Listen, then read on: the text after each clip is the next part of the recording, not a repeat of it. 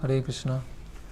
तो आज का हमारा जो विषय है कि महाभारत के अंतिम में आता है कि युधिष्ठिर महाराज और पांडवों को नरक जाना पड़ता है और दुर्योधन बाकी उनके भाई होते हैं वो स्वर्ग में होते हैं, है ना।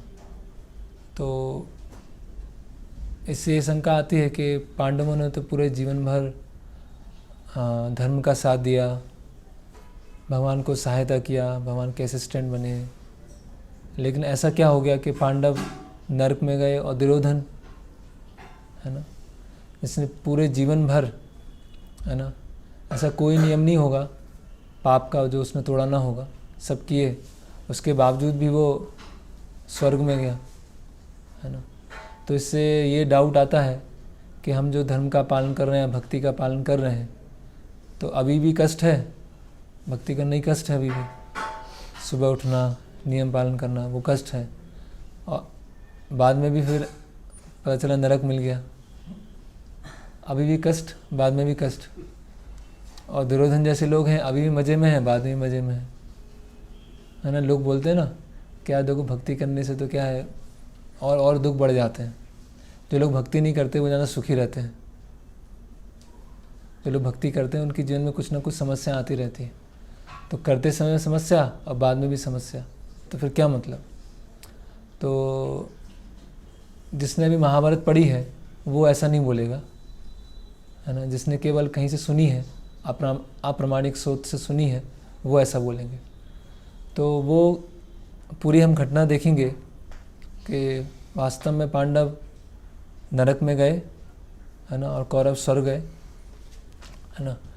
और इस घटना से लोग बोलते हैं ऐसा कि इस संसार में कोई भी परफेक्ट नहीं है, किसके अंदर, कुछ लोगों के अंदर कुछ कमियां हैं, है ना। पांडवों में कुछ अच्छाई थी, कुछ बुराई थी, कौरवों में कुछ अच्छाई थी, कुछ बुराई थी। इस संसार में कोई भी एब्सोल्यूट अच्छा या एब्सोल्यूट बुरा नहीं है, एब्सोल्यूट गुड और एब्सोल्यूट बैड नहीं है ना। सब एक क्या है, एक ही सिक्के के दो पहलू हैं, चाहे वो धर्म हो या अधर्म हो। तो कौरव पांडवों में इतना कोई डिफरेंस नहीं है ना। कोई दोनों परफेक्ट नहीं है, किसी में कुछ गुण है, किसी में कुछ गुण है। इस तरह से लोग आर्ग्यूमेंट देते हैं। फिर जो लोग जिन्होंने महाभारत नहीं सुनी है, मतलब पढ़ी नहीं है, और पांडवों के पक्ष में है, तो बोलते हैं कि अगर पांडवों को नरक मिला भी तो उससे क्या फ़र्क पड़ता है ना। उन्होंने धर्म का पालन किया, भगवान कृष्ण की आज्ञा से किया, भगवान कृष्ण के इंस्ट्रूमेंट बने, तो उनको अगर नरक मिला भी है तो क्या है, उसके जिम्मेदार वो थोड़ी हैं, उसके जिम्मेदार तो भगवान होना चाहिए। अल्टीमेटली तो भगवान की इच्छा से हुआ ना कुरुक्षेत्र युद्ध, अब पांडवों ने सहायता किया, है ना। ऐसे भी कुछ लोग बोलते हैं। और कुछ लोग ऐसे लोग हैं कि पांडवों को नरक इसीलिए मिला, ऐसा बताते कि महाभारत में जो युधिष्ठिर महाराज ने जुआ खेला, उससे पहले तो पांडव बहुत अच्छी तरह से व्यवहार कर रहे थे, लेकिन द्रुतक्रीड़ा हुआ और द्रौपदी वस्त्रण हुआ, उसके बाद पांडवों और कौरवों में कोई विशेष अंतर नहीं रह गया, है ना।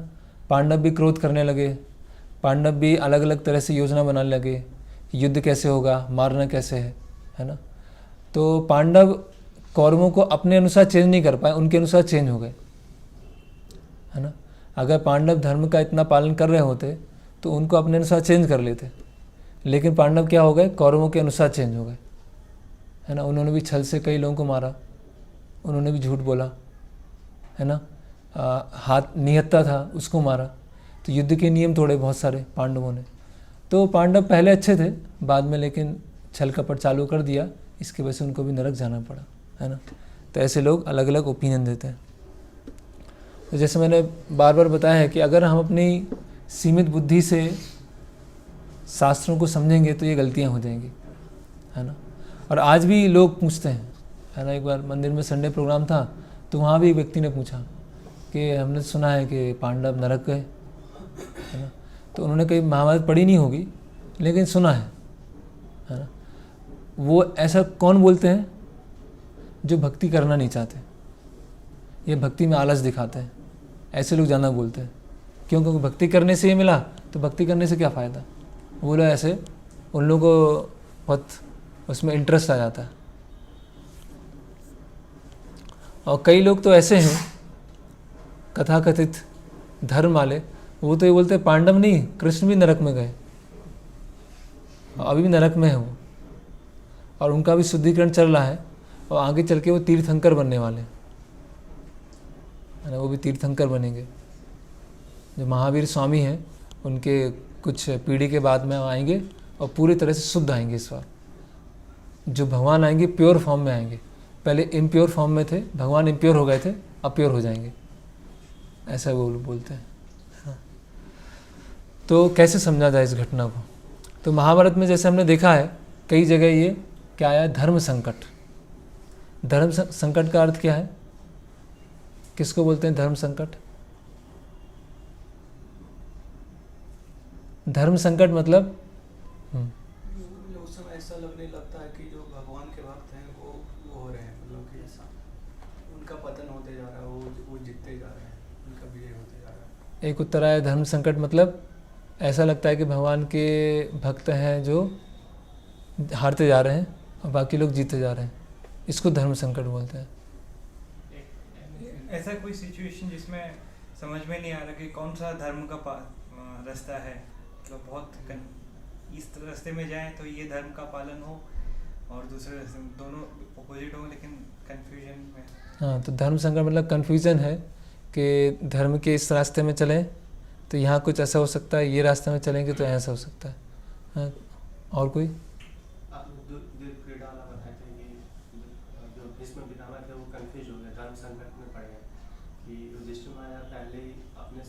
नहीं, देखो उसकी परिभाषा क्या है, धर्म संकट मतलब क्या, वो तो एक उदाहरण है।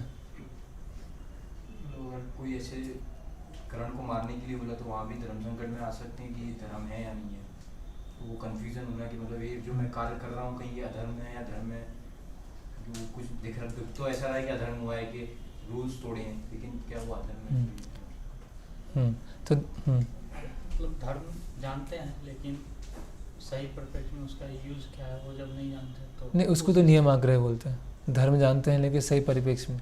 धर्म संकट मतलब दो धर्म पालन करना है, दोनों धर्म पालन करना है। ये करेंगे तो इससे कुछ ऐसा परिणाम आ सकता है, ये करेंगे इससे, मतलब दोनों सही रास्ते हैं, किस सही रास्ते को चुना जाए, है ना। एक होता है मोरल डिलेमा, एक होता है एथिकल डिलेमा। मोरल डिलेमा में क्या होता है, एक मोरल है एक इमोरल है, एक पाप है एक पुण्य है, उसमें क्लियर है कि आपको पुण्य करना है, पाप नहीं करना। लेकिन धर्म संकट क्या होता है, ये भी धर्म है ये भी धर्म है, अभी कौन सा करना है, कौन सा उच्च है कौन सा निम्न है। तो वो उच्च और निम्न ना समझने के कारण संकट में पड़ जाते हैं, है ना। तो महाभारत में ऐसे बहुत सारे इंसिडेंट आते हैं धर्म संकट के, है ना। तो हम भी देखते हैं कि पांडवों के केस में तो पांडवों ने भगवान कृष्ण की सहायता से जितना भी प्रयास है सब कुछ प्रयास करके देख लिया कि युद्ध ना हो, करेक्ट। और फिर भी कौरव जो हैं युद्ध करने पर तुले हुए थे। फिर युद्ध करते समय पांडवों ने सारे नियमों का पालन किया, लेकिन कौरवों ने सबसे पहले नियमों को तोड़ना चालू किया, है ना। तो जब धर्म की स्थापना के लिए हम यथोचित पूरी तरह से प्रयास कर रहे हैं कि सारे नियमों का पालन करते हुए ही जीवन में आगे बढ़ाया जाए, लेकिन कभी ऐसी परिस्थिति बन जाती है जहाँ पर हमें निम्न स्तर के धर्म को लेना पड़ता है, उसको बोलते हैं धर्म संकट। जैसे निहत्थे पे मारना, है ना, निहत्थे पे मारना। जैसे सभी योद्धाओं ने मिलकर अभिमन्यु को मारा, करेक्ट। तो अभी उन बाकी जो जिन योद्धाओं को अभिमन्यु ने मारा उनको मारने के लिए अगर निम्न धर्म का भी सहारा लेना पड़े तो वो लिया जा सकता है। जैसे कर्ण को मारा, द्रोणाचार्य को मारा, दुर्योधन को मारा। सबको कैसे मारा गया, युद्ध के नियमों से नहीं मारा गया। क्यों? क्योंकि युद्ध के नियम किसने तोड़े, कौरवों ने तोड़े, है ना। तो धर्म से ही मार सकते हैं, लेकिन धर्म से मारेंगे तो वो इतने छल करने वाले हैं, इतने कपट करने वाले हैं कि उससे नहीं मार पाएंगे। इसलिए एक निचले स्तर का धर्म, क्या धर्म? कि अल्टीमेटली जो अधर्मी है, जो सिंफुल एक्टिविटी कर रहा है, जो पाप कर रहा है, उसको हटाना है। सबसे बड़ा धर्म तो वही है। करेक्ट? एक तो ये है, और दूसरा है कि महाभारत में ये थीम बार बार रिपीट होती है कि ऐसा नहीं कि किसी से मिस्टेक हो जाए, मतलब किसी व्यक्ति से कोई मिस्टेक हो ही नहीं सकती, कोई गलती नहीं हो सकती, लेकिन गलती होने के पश्चात वो उसको ठीक कैसे करे, वो महाभारत में बार बार इस चीज़ को बताया गया। तो अगर पांडवों की तरफ से कहीं अगर मान भी लिया, थ्योरेटिकली मान भी लिया कुछ गलती हुई है, लेकिन उस गलती को कैसे रेक्टिफाई किया जाए और कैसे धर्म के रास्ते पर चला जाए, वो हम महाभारत से समझ सकते हैं, है ना। हम यूटोपियन नहीं बन सकते कि नहीं सबको बिल्कुल आइडियल होना चाहिए था, सबको ऐसा करना चाहिए था। तो मिस्टेक सबसे होती है, गलतियाँ सबसे होती हैं, लेकिन गलतियों को पहचान कर उसको रेक्टिफाई करना वो ज़्यादा इंपॉर्टेंट है, ना कि गलती को रिपीट करते रहना और गलती करने के बाद कोई चिंता ही नहीं होना, कोई लेमेंटेशन होना ही नहीं, हाँ ठीक है कर दिया, है ना। तो इस केस में अभी हम देखेंगे तो अगर कौरवों को अधर्मियों को मारने के लिए अगर कुछ ऐसे नियमों का भी सहारा लेना पड़े जो बाहरी दृष्टिकोण से देखने में गलत लग सकता है, जैसे दुर्योधन को कैसे मारा भीम ने, नियम कैसा है कि कमर से ऊपर गदा युद्ध होगा, है ना। तो भीम ने कहाँ मारा? कमर से नीचे, है ना। अभी कोई सोच सकता है तो भीम ने भी तो नियम तोड़ा, दुर्योधन ने भी नियम तोड़ा, अब भीम ने भी नियम तोड़ा, तो दोनों तो बराबर ही हुए ना। नहीं, दुर्योधन ने नियम क्यों तोड़ा? खुद की लाभ के लिए, खुद की इंद्रिय तृप्ति के लिए अल्टीमेटली। लेकिन भीम ने नियम क्यों तोड़ा? अधर्म को हटाने के लिए, खुद के लाभ के लिए नहीं, अल्टीमेटली पूरे भारतवर्ष में धर्म की स्थापना, है ना। तो इसीलिए ये बहुत इम्पॉर्टेंट है कि कहाँ कौन सा, इसीलिए धर्मस्य तत्तम निहितम गुहाया महाजनो येन गता सपंत। ये धर्म क्या है? बहुत गुई है, बहुत कॉन्फिडेंशियल है, समझ में नहीं आता किस समय क्या करना है। तो इसलिए महाजन है, उनके हमें रास्ते पर चलना है। तो अभी हम देखते हैं कि ये जो नरक मिला है कि नहीं मिला है, वो उस पर हम चर्चा करते हैं। तो भागवतम की जो प्रथम स्कंद है उसमें भी वर्णन आता है कि अर्जुन जो है द्वारिका जाते हैं और द्वारिका से जब लौटते हैं तो उनकी शक्ति पूरी तरह से क्षीण हो गई है ना। और वो द्वारिका में जो भगवान की रानियां हैं उनको साथ में लेके आते हैं, और रास्ते में क्या होते हैं, कुछ ग्वाले अर्जुन को हरा देते हैं और रानियों को साथ में ले जाते हैं। तो अर्जुन सोचते हैं कि मैं एक साधारण ग्वालों से हार गया, है ना। मेरा गांडीव, मेरा धनुष, वही मेरा गांडीव है, वही मेरे बाण है, वही मैं खुद हूँ, वही मेरा रथ है, लेकिन ऐसा कैसे होगा कि ग्वालों से हार गया, है ना। तो अर्जुन जब वहाँ द्वारिका से लौट रहे थे तो अर्जुन को पता था कि भगवान का अंतर्धान हो गया, भगवान डिसअपियर हो गए। तो अर्जुन जब आते हैं और युधिष्ठिर महाराज उनसे अलग अलग प्रश्न पूछते हैं, क्या हो गया, है ना, आप बहुत ऐसे निराश लग रहे हैं। तो अर्जुन कुछ नहीं बोलते हैं, है ना। तो युधिष्ठिर महाराज पूछते जाते हैं। अंत में युधिष्ठिर महाराज क्या बोलते हैं कि मुझे ऐसा लग रहा है कि भगवान श्री कृष्ण जो है हमारे शुभचिंतक, वो अंतर्धान हो गए, इसलिए आपकी ऐसी स्थिति हुई। तो अर्जुन फिर बताते हैं, है ना। और फिर अर्जुन भगवद गीता को याद करते हैं तो सारी जो उनकी शक्ति खोई थी वो वापस आ जाती है। तो अभी क्या होता है, युधिष्ठिर महाराज वहाँ पर कलयुग के लक्षण देखते हैं कि कलयुग के लक्षण आ गए, है ना। लोगों में लोभ आ गया है ना, और छोटी छोटी बात पर झगड़ा करना, है ना, और कामी हो गए हैं, क्रोधी हो गए हैं, ऐसे लोगों तो अलग अलग तरह के सिम्टम आने लगते हैं और भगवान का अंतर्धान हो गया। तो युधिष्ठिर महाराज अभी डिसाइड करते हैं कि यहाँ से हम अभी निकल जाएंगे, है ना, जिसको बोलते हैं महाप्रस्थान, है ना। महाप्रस्थानक पर्व है, 17वां पर्व है महाभारत में, जहाँ पर पांडव महाप्रस्थान करते हैं। महाप्रस्थान मतलब अभी लौट के नहीं आएंगे। पांडव पहले भी कई बार जंगल गए, 3 बार जंगल गए, लेकिन इस बार जाएंगे तो लौट के वापस नहीं आएंगे। तो अभी पांडव वहाँ से निकल जाते हैं, अपने राज से वेश छोड़ देते हैं, है ना, एकदम जैसे एक तपस्वी का वेश होता है उस तरह से वेश धारण कर लेते हैं, और बाल पूरे बिखरे हुए हैं, है ना। और महाराज परीक्षित जो उनके पौत्र हैं उनको विश्व का सम्राट बना देते हैं, है ना। और युधिष्ठिर महाराज बहुत दुखी होते हैं कि भगवान का अंतर्धान हो गया है। तो सबसे पहले युधिष्ठिर महाराज जाते हैं पश्चिम दिशा में, और उनके साथ उनके भाई हैं, वो भी उनको फॉलो करते हैं। द्रौपदी हैं, सुभद्रा हैं, वो भी उनको फॉलो करती हैं। भागवतम में ऐसा आता है। और वो पहुंचते हैं द्वारिका के पास, और द्वारिका के पास पहुंचते हैं तो वहाँ देखते हैं कि द्वारिका में बाढ़ आ गई और पूरी द्वारिका क्या है, बह रही है ना। तो जैसे ही वो देखते हैं तो और दुखी होते हैं, है ना। उनको पहले ही पता चल जाता है कि सारा यदुवंश नष्ट हो गया, आपस में एक दूसरे को मारकर नष्ट हो गया ऋषि के श्राप से। फिर वो नॉर्थ की तरफ जाते हैं, हिमालय की तरफ जाते हैं, और हिमालय की तरफ बढ़ते जाते हैं और हिमालय की वहाँ पर एक रेत का वो आता है, मतलब बहुत बड़ा एरिया आता है, उसको पार करके मेरू पर्वत आता है। मेरू पर्वत को भी पार कर लेते हैं, है ना। और फिर हिमालय ख़त्म होने वाला होता है, उससे कुछ पहले कुछ घटनाएं चालू हो जाती हैं। उसमें क्या होता है कि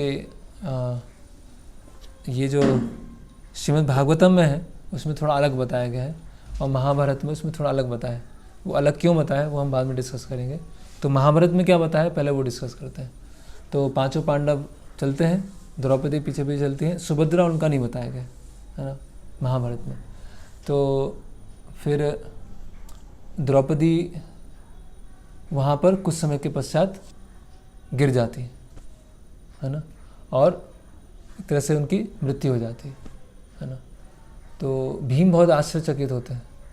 भीम बोलते हैं कि ये क्या हो गया, जो द्रौपदी है उनसे अधिक तो चेष्ट कोई है ही नहीं, पतिव्रता है नहीं, और उन्हें कोई ऐसा पाप नहीं किया कि हम जहाँ जा रहे हैं, उच्च गति में जा रहे हैं, उससे पहले उनकी मृत्यु हो जाए। तो ऐसा कुछ पाप भी नहीं किया उन्होंने, तो फिर क्या हो गया, है ना।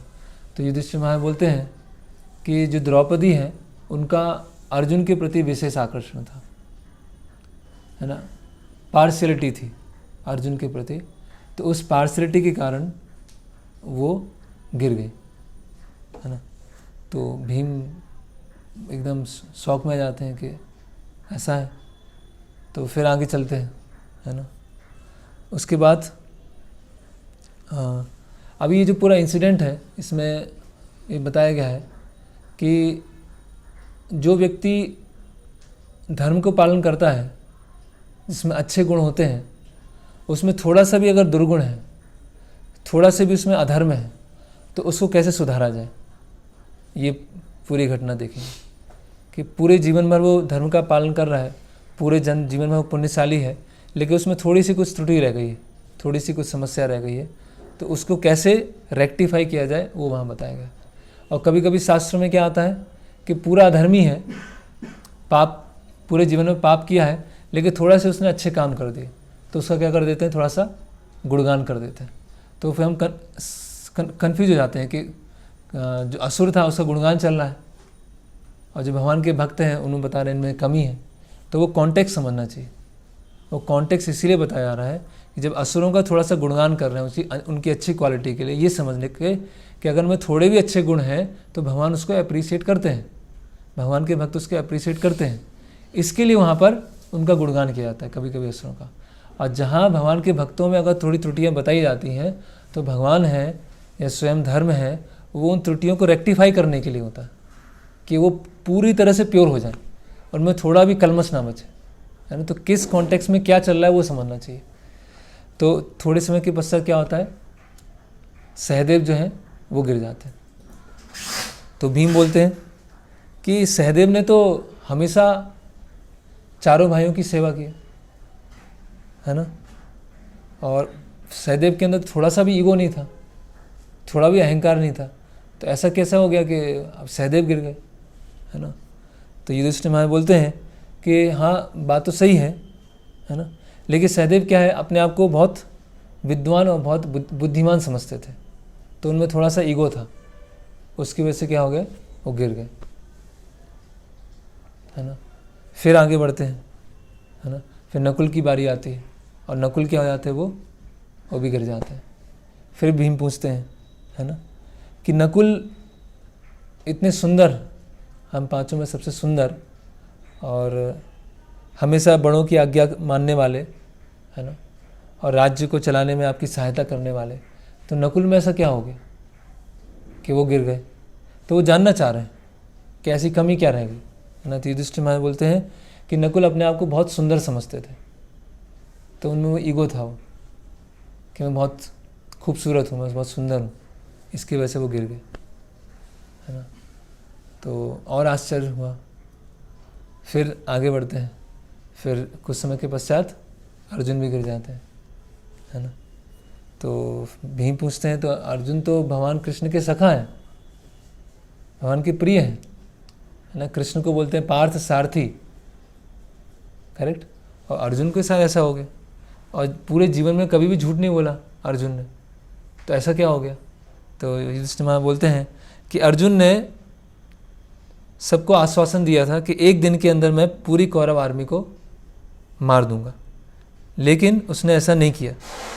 तो उसकी वजह से जो प्रतिज्ञा ली जाती है और उसको पूरा नहीं किया जाता है, उसकी वजह से अर्जुन गिर गए, है ना।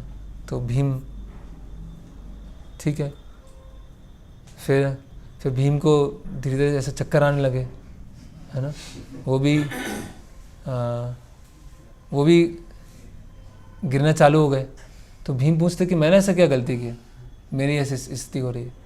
तो वहाँ बोलते हैं युधिष्ठिर महाराज कि आपने अपनी जो शक्ति है ना, अपना जो बाहुबल है, उसका बार बार आप क्या करते थे, बखान करते थे, है ना।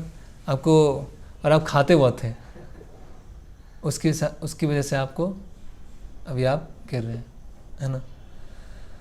तो इस तरह से एक एक करके चारों पांडव और द्रौपदी रास्ते में गिर जाते हैं। अभी युधिष्ठिर महाराज के साथ क्या होता है, एक कुत्ता होता है, वो साथ में आता है, वो साथ में चल रहा होता है, चल रहा है, और वो पहुंच जाते हैं हिमालय के लास्ट में, है ना। और इंद्र जो है, इंद्र अपना विमान लेके आ जाते हैं, और युधिष्ठिर महाराज से बोलते हैं ठीक है आप चलिए, है ना, साथ में चलिए, बैठ जाइए विमान में। तो युधिष्ठिर महाराज बोलते हैं मैं अपने भाइयों के बिना तो नहीं आ सकता, है ना। भाई भी, क्योंकि उनको पता था कि दिव्य शरीर में जाते हैं, भाइयों के बिना तो नहीं जा सकता। तो ऐसा नहीं कि युधिष्ठिर महाराज इनसेंसिटिव थे, क्योंकि अल्टीमेटली गिर गए हैं तो वो शरीर गिरा है, आत्मा तो है, आत्मा तो सनातन है ना। इसीलिए युधिष्ठिर महाराज बोलते कि नहीं, मेरे भाई भी हों, पत्नी भी हो, तब जाएंगे। और ऐसा नहीं कि कोई शारीरिक संबंध के आधार पर, क्योंकि उनको पता है कि जितना मैं पालन कर रहा हूँ उतने मेरे भाई भी कर रहे हैं, उतनी मेरी पत्नी भी कर रही है, तो मैं अकेले तो जाऊँगा नहीं, है ना। तो इंद्र बोलते हैं आप चिंता मत करो, वो ऑलरेडी वहाँ पहुँच गए, स्वर्ग पहुँच गए, आप बैठ जाओ, है ना। तो ठीक है, बैठ जाइए। बोले नहीं, ये जो कुत्ता है मेरे साथ में, वो भी साथ में जाएगा। बोले ये तो नहीं जा सकता। तो युधिष्ठिर तो फिर मैं भी नहीं जाऊँगा। तो इंद्र आश्चर्यचकित हो जाते हैं कि अरे आपको इतना बड़ा ऐश्वर्य मिलने वाला है, अब इतना आनंद, आपने पूरे जीवन भर धर्म का पालन किया है ना, अभी आपको पूरा सुख समृद्धि में रहने वाले, है ना, तो छोड़ दीजिए, है ना। तो युधिष्ठिर महाराज नहीं, कुत्ते को छोड़ के तो नहीं आ सकता, है ना। हमारे लिए ऐसी अपॉर्चुनिटी हो, है ना, कि हमें, है ना, कहीं से हम बहुत अच्छा फीस्ट है, बहुत अच्छा प्रसाद है हमें मिलने वाला हो, है ना, एकदम बढ़िया फीस्ट, अकेले मिलने वाली, और किसी को नहीं मिलेगी, है ना। और हमारे कोई साथ में हो, और जो फीस्ट दे रहे हैं बोले इसको छोड़ दो फिर आपको फीस्ट मिलेगी, तो हम क्या करेंगे, हाँ तो हमारे साथी कहाँ हैं, छोड़ने की क्या बात है, हमारे साथी नहीं है तो हम तो जानते नहीं, पता नहीं अपने आप आ गया था। ये तो बहुत छोटी बात है फीस्ट की। ऐसे जीवन में बहुत सारे ऐसे इंसिडेंट होते हैं जहाँ पे हमें लगता है क्लियर कट हमारा फ़ायदा हो रहा है ना, क्लियर कट हमारा फ़ायदा होने वाला है। और फ़ायदा कैसे होगा, अकेले होगा, फ़ायदा भी अकेले होगा, साथ में नहीं होगा। लेकिन उस परिस्थिति में हम जो हमारे साथ में है उसको हम साथ में लेके कैसे चलते हैं, वो बहुत बड़ा चैलेंज है ना। तो युधिष्ठिर महाराज बोलते मैं तो जाऊंगा नहीं, है ना। तो जो जो वहाँ पे कुत्ता होता है वो अपने वास्तविक रूप में आ जाता है। और वो कौन होते हैं? धर्मराज, यमराज होते हैं। और यमराज बोलते हैं कि आप जो परीक्षा थी उसमें आप सफल हो गए। मैं पहले उसके यक्ष के रूप में आया था जब आप वनवास में थे, तब आपके चारों भाइयों ने पानी पिया सरोवर का और अचेतन में हो गए, और आपने मेरे प्रश्नों के उत्तर दिए। और आपने उस समय क्या बोला, किसको जिंदा करें? तो आपने बोला नकुल को, क्योंकि मेरी माँ है कुंती, तो उनका एक पुत्र होना चाहिए, और माद्री है उनका एक पुत्र होना चाहिए। तो उस समय भी आपने धर्म को एग्जैक्ट फॉलो किया। आप उस समय अर्जुन भी बोल सकते थे, भीम भी बोल सकते थे, लेकिन आपने नकुल को चुना। तो इसी तरह आज आपका टेस्टिंग हुआ, परीक्षा हुई, और आपके जो आश्रित हैं, आपके भाई पहुंच गए, आपकी पत्नी पहुंच गए, आपको इतना सारा ऐश्वर्य मिलने वाला है, उसमें कोई गुंजाइश नहीं रह गई, फिर भी आपकी जो शरण में आ गया उसको आपने छोड़ा नहीं, है ना। तो वो परीक्षा में पास हो जाते हैं, है ना। और इस हम इंसिडेंट से और यहाँ बताया जा रहा है कि अल्टीमेटली किसी में सुंदरता है ना, किसी में बहुत अच्छे गुण हैं, किसी में बहुत अच्छी स्किल्स हैं, है ना, किसी में बहुत अच्छी बाहुबल है ना, किसी में कोई साहसी है, किसी में कोई शास्त्रों का ज्ञान है, लेकिन अल्टीमेटली वो क्या है, वो साथ में नहीं जाता है। साथ में क्या जाता है? धर्म जाता है। तो इस इंसिडेंट से, महाप्रस्थान लीला से हम ये भी समझते हैं कि अगर हमें अपने जो भगवान की कृपा से या भगवान के जो रिफ्लेक्शन से कुछ गुण मिले हैं, और जो भगवान की हम सेवा में लगाने का प्रयास कर रहे हैं, उसकी वजह से हमें अगर थोड़ा सा भी अहंकार आ गया तो वो क्या है, हमको यहीं छोड़ देगा, वो साथ में नहीं जाएगा।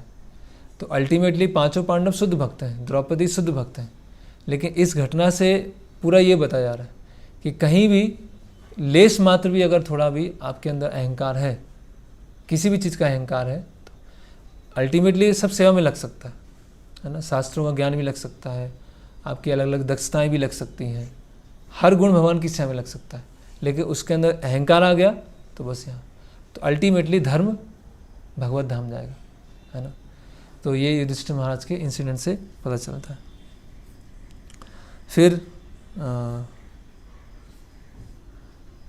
इसके आगे क्या होता है कि युधिष्ठिर महाराज को ले जाते हैं, विमान में बैठा देते हैं इंद्र, है ना, और विमान चलता है और कहाँ पहुँचता है?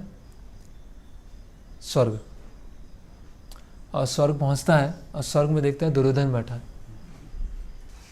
और सारे कौरव बैठे हैं और सब बढ़िया आनंद ले रहे हैं। तो युधिष्ठिर महाराज सोचते हैं ये कैसे संभव है, सब यहाँ बैठे हैं, है ना। तो इंद्र बोलते हैं कि हाँ, आपका डेस्टिनेशन आ गया। तो आश्चर्यचकित होते हैं कि ये कैसे संभव है कि दुर्योधन और कौरवों के साथ मुझे रहना है। तो विचार करते हैं कि नहीं, मेरे जो भाई जहाँ पर हैं, अभी यहाँ केवल शारीरिक संबंध नहीं है कि फैमिली रिलेशनशिप नहीं है, मेरे भाइयों ने तो पूरे भगवान के भक्त हैं, धर्म का पालन किया है। तो जहाँ मेरे भाई हैं वहाँ मैं जाऊँगा। मैं यहाँ चाहे मेरे स्वर्ग मिलेगा, लेकिन यहाँ दुर्योधन है, इनके साथ तो मैं रहूँगा नहीं। तो इंद्र बोलते नहीं, आपके यही डेस्टिनेशन है, आप यहीं रहिए। बोले नहीं, मैं तो वहाँ जाऊँगा। तो बोले ठीक है, ले चलते हैं आपको। कहाँ आपके भाई? तो ले चलते हैं। तो जैसे रास्ते में पहुँचते हैं तो ज़ोर ज़ोर से चीखने की आवाज़ आ रही, चिल्लाने की आवाज़ आ रही, बचाओ बचाओ, है ना। चीड़ फाड़ चल रही है ना, गरम तेल पिलाया जा रहा है ना, बॉडी में, शरीर में कोड़े मारे जा रहे हैं। तो युधिष्ठिर महाराज सोचते हैं कि ये कहाँ पे आ गए। तो इंद्र बोलते हैं ये नरक है, नरक के रास्ते में चल रहे हैं। तो युधिष्ठिर महाराज बोलते हैं कि नहीं, नरक नहीं जाना मुझे, नरक से वापस चलते हैं। तो इंद्र बोलते हैं ठीक है, वापस चलते हैं। तो वापस चलते हैं तो भीम की आवाज़ आती है नरक में से, बचाओ बचाओ बचाओ।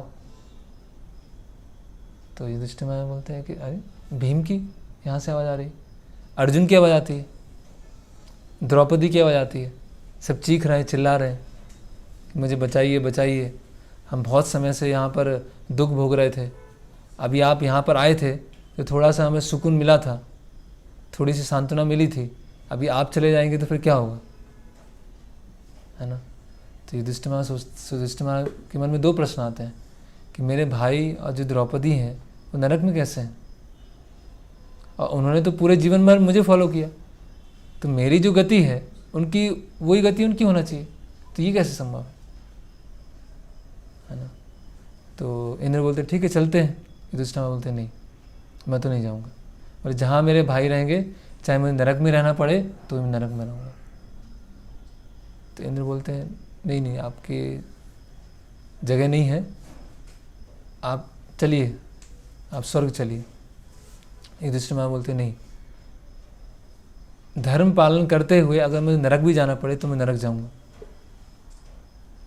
अगर धर्म का पालन करते हुए अगर भगवान की भक्ति की मैंने, उसकी वजह से मुझे नरक भी जाना पड़े तो भी नरक जाऊंगा, लेकिन स्वर्ग का सुख नहीं भोगूंगा, क्योंकि मेरे जो भाई हैं वो ही भक्त हैं, वो उन्होंने धर्म का पालन किया है, तो जहाँ वो गए वहाँ मैं जाऊँगा, है ना।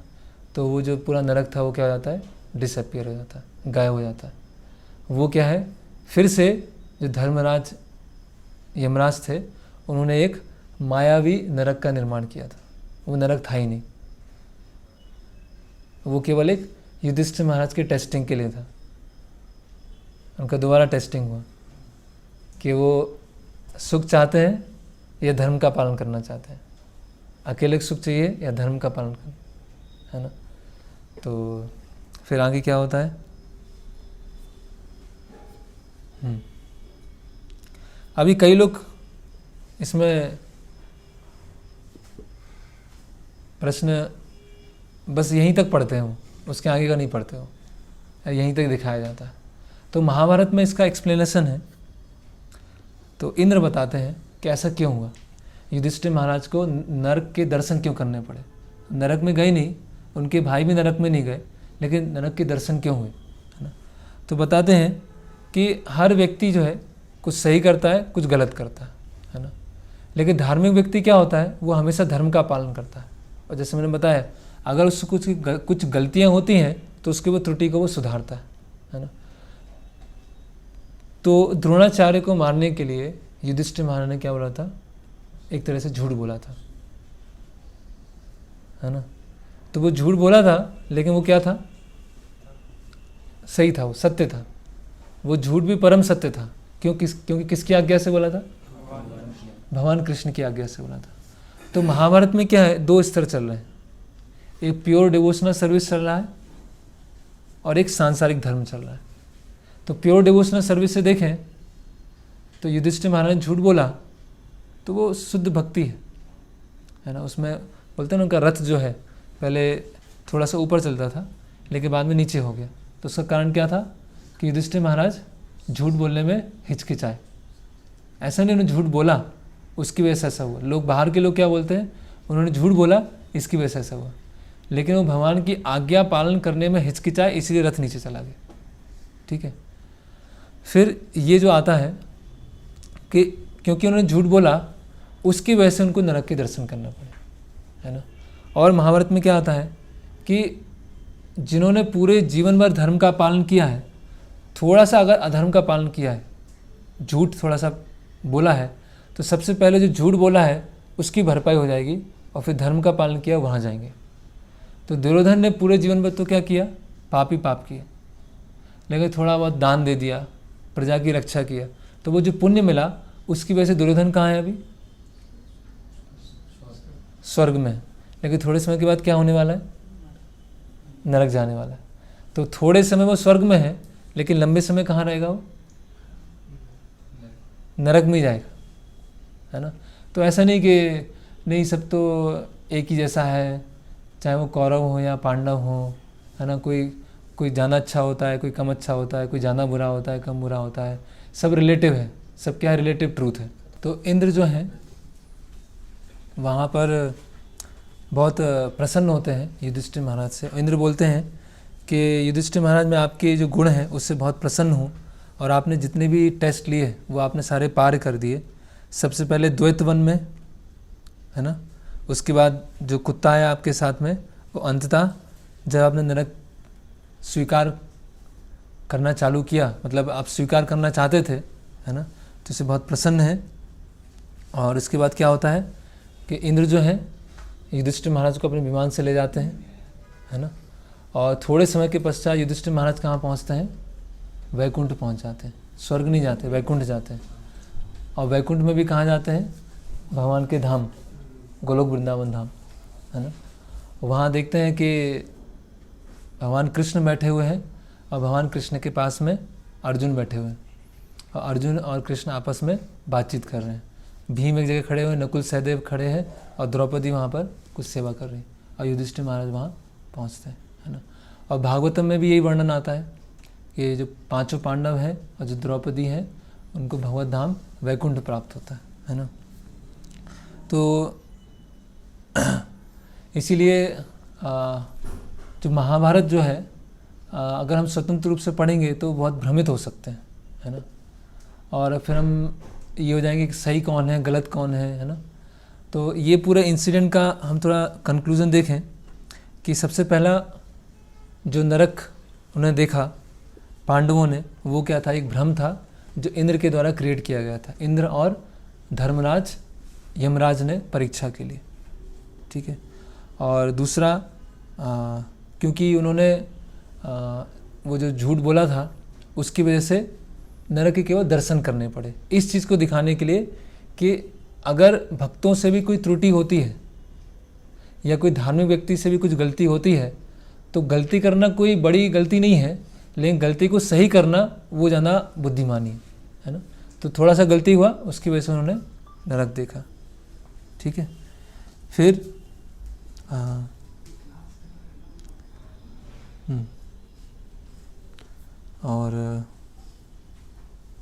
और अंततः में देखते हैं कि अल्टीमेटली भगवान के शुद्ध भक्त हैं तो वैकुंठ पहुंच रहे हैं, भगवान की सेवा कर रहे हैं।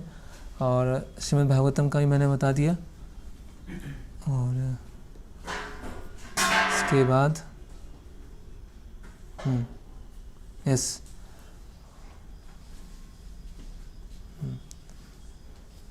अल्टीमेटली जो यहाँ बता रहे हैं प्योर डिवोशनल सर्विस कि ना धनम ना जन्म ना सुंदरिम कविता वा जगदीश कामे मम जन्मनि जन्मनि सरे भवतार भक्तिर आहेति, है ना।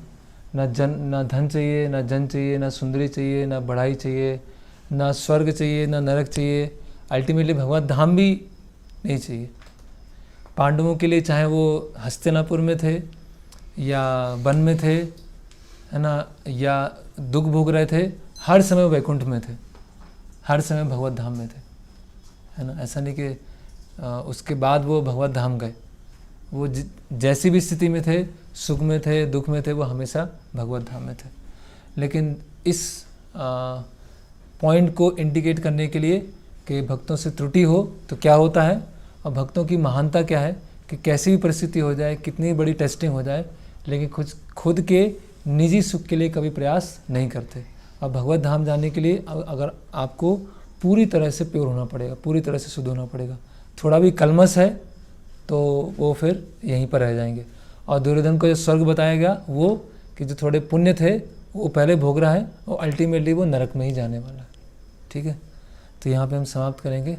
हरे कृष्णा। श्रील प्रभुपाद की जय, महाभारत की जय।